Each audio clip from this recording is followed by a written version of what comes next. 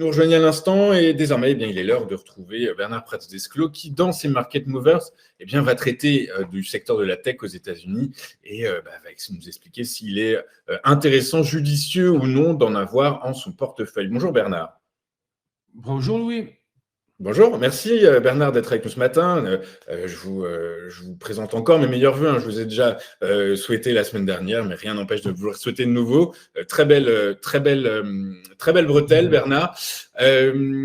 Bernard, on va donc traiter du marché de la tech avec vous aujourd'hui, avec sous le prisme de trois valeurs en particulier, Apple, Microsoft, Salesforce. Juste un petit point avant de vous entendre.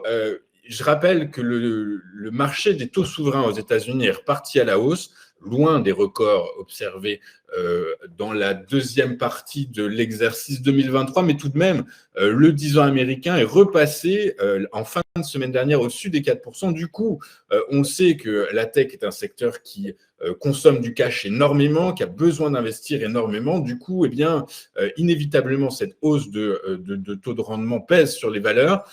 Ceci étant, Bernard, est-ce que c'est intéressant d'avoir de la tech en son portefeuille, notamment Apple. Apple, en plus pénalisé par l'annonce de Foxconn, son principal sous-traitant, qui a annoncé anticiper une baisse de son chiffre d'affaires. Est-ce que la baisse va s'enrayer finalement, Bernard? Merci Louis. Je vais essayer de vous expliquer tout ça, et effectivement, mais je vais tout de suite rebondir sur ce que vous disiez, puisqu'effectivement, on sait très bien que toutes les valeurs de croissance, et la tech en particulier, sont évidemment des valeurs de croissance, mais dont toutes les valeurs de croissance sont très fortement impactées par le niveau des taux, puisque les valorisations des valeurs sont effectuées, pour ceux qui ne le sauraient pas, en fonction du taux sans risque. Mais la réalité, c'est que ceci est très important pour les valeurs de croissance en création de croissance. Mais là, on est sur notamment les trois valeurs que je vous présente ce matin. On est sur trois valeurs qui génèrent, en fait, qui sont des valeurs de croissance, mais qui génèrent beaucoup de cash. Et donc, en fait, on est à la fois sur des valeurs value, sur des valeurs croissance.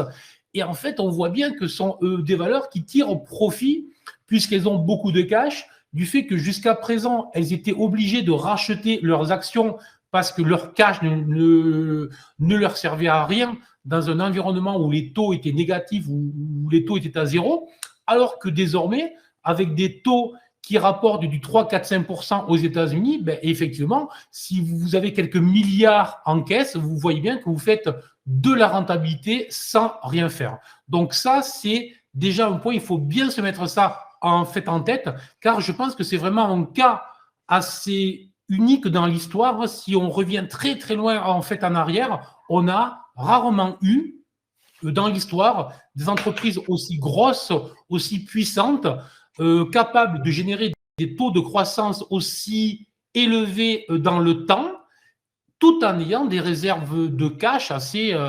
extraordinaires. Bon. Apple, pour moi, puisqu'on commence avec Apple, Apple, pour moi, est en train de changer les investisseurs sont en train de changer leur perception de cette valeur. Jusqu'à présent, justement, c'était vraiment la valeur de croissance numéro 1 au monde. On soupçonne, et franchement, c'est plus que probable qu'elle se fasse doubler cette année, c'est-à-dire son rôle de leader de plus grosse capitalisation au monde, probablement Microsoft qui devrait la doubler cette année. Alors, est-ce que ça va se doubler parce que les deux vont monter et que Microsoft montera plus vite, ou est-ce que ça va baisser et que Microsoft baissera moins vite? Mais probablement que sur l'année, on devrait assister à un changement de leadership, au moins à ce niveau-là. Ensuite, on voit bien que Apple n'a pas le leadership justement sur tout ce qui est innovation. Alors, je dis pas qu'ils ne font rien. Je ne dis pas que notamment avec Siri, ils ne vont pas mettre de l'intelligence artificielle plus forte que ce qu'elle est en fait aujourd'hui, mais on ne voit pas à ce stade de relais de croissance très fort justement dans cette magnifique valeur. Et désormais, lorsqu'on discute avec les gérants, on voit bien que le regard est plutôt d'en faire une valeur, non pas cyclique, non pas value, mais une grosse machine à cash qui va continuer à générer du cash avec ses 2 milliards de clients avec son Apple Store. Et donc, voilà. Mais c'est presque devenu trop gros pour être une machine à innovation, dont des taux de croissance probablement beaucoup moins élevés que ceux qu'elle a connus, mais tout le temps une valeur très importante. Maintenant, on ne valorise pas une entreprise de croissance comme une entreprise qui génère du cash. Autrement dit, CPE qui sont compris aujourd'hui entre 20 et 25 en rythme de croisière, peut-être que demain, je parle dans les trimestres à venir, on est bien d'accord. Hein.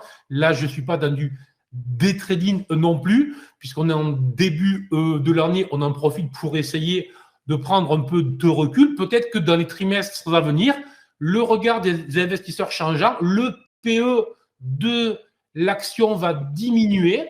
Et si le PE diminue, ça veut dire que son cours de bourse pourrait être impacté négativement, sans pour autant remettre en question. C'est juste que le regard changeant, n'étant plus, si mon scénario est le bon, on est bien d'accord, n'étant plus une valeur de croissance forte, ça veut dire que potentiellement, on va rentrer plutôt dans un marché haussier, mais un marché haussier avec des vagues avec beaucoup plus de volatilité. Voilà.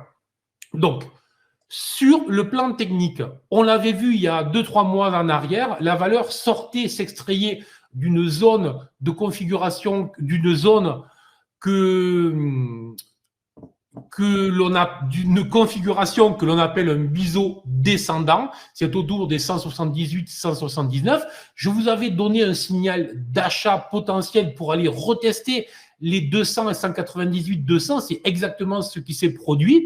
Et là, sur cette zone-là, on avait refait une analyse fin d'année sur la valeur où j'indiquais, attention, c'est en train de bloquer et probablement que ça va revenir en arrière. Très clairement, on voit bien que depuis son sommet autour des 200, la valeur a largement sous-performé l'indice, notamment Nasdaq, puisqu'on est sur une baisse de 8 à 9%, donc une baisse beaucoup plus forte que la baisse de son indice de référence, beaucoup plus forte que les autres valeurs tech. Donc là aussi, voir si mon discours global est annonciateur de plus. Voilà. Mais à court terme, là, cette zone autour des 180 qui va correspondre en fait aussi à la moyenne mobile 200 très regardée par tous les gérants fondamentaux qui ne regardent pratiquement que ça en analyse technique, et aussi une zone support clé parce que ça a été vraiment une zone très travaillée au mois d'août, au mois d'octobre, etc. Donc, une zone très claire où les investisseurs se souviennent qu'ils sont rentrés, qu'ils sont sortis sur ces niveaux-là. Donc, voir si ce niveau-là tient. Si ce niveau-là tenait, on pourrait être sur un point d'achat court terme très intéressant. Si ça ne tient pas, par contre, soyons clairs, c'est 165, 164 à venir dans les prochaines semaines. Donc, il faut vraiment que ce niveau tienne. Donc, ça ne change rien à mon discours de plusieurs trimestres, mais à court terme, on est potentiellement sur une zone d'achat qu'il faut surveiller.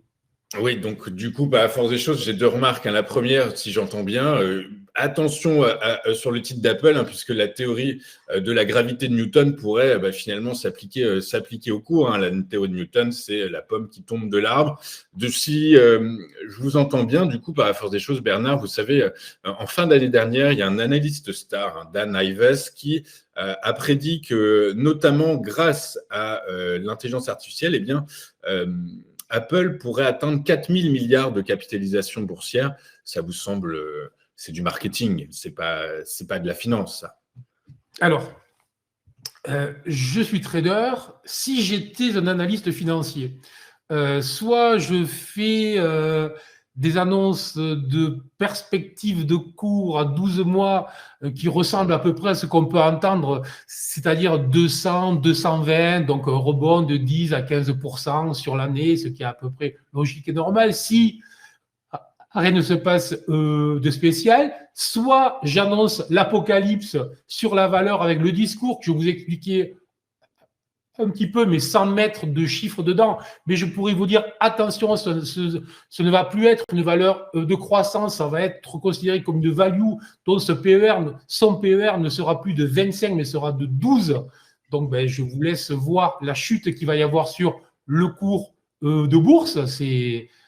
mathématiques. Donc, voilà. Donc, je pourrais vous annoncer une chute de moins 50% sur Apple, ou à l'inverse, effectivement, l'intelligence artificielle qui va vraiment booster les ventes, etc. Et vraiment, ça va sortir de nouveaux téléphones et l'Apple Store, on va pouvoir vendre plein de nouveaux trucs. Et donc, effectivement, je vous annonce un cours de bourse à 350 pour 12 mois.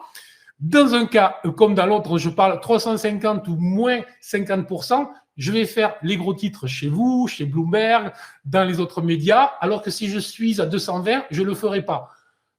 D'ici 12 mois, tout le monde aura oublié ce que j'ai dit, mais s'il s'avère que j'en ai fait 10 comme ça et que j'ai eu raison, je pourrais venir vous voir à la télévision et je pourrais vous dire, moi, je vous avais dit que Apple irait à... Voilà. Donc, restons modestes dans ce métier, on avance au fur et à mesure, on fait des plans, des prospectives et le marché, tous les jours, nous enseigne des nouveaux événements, des nouvelles... On rentre tous les jours de nouvelles informations qui font que l'on retraite ce que l'on a dit la veille.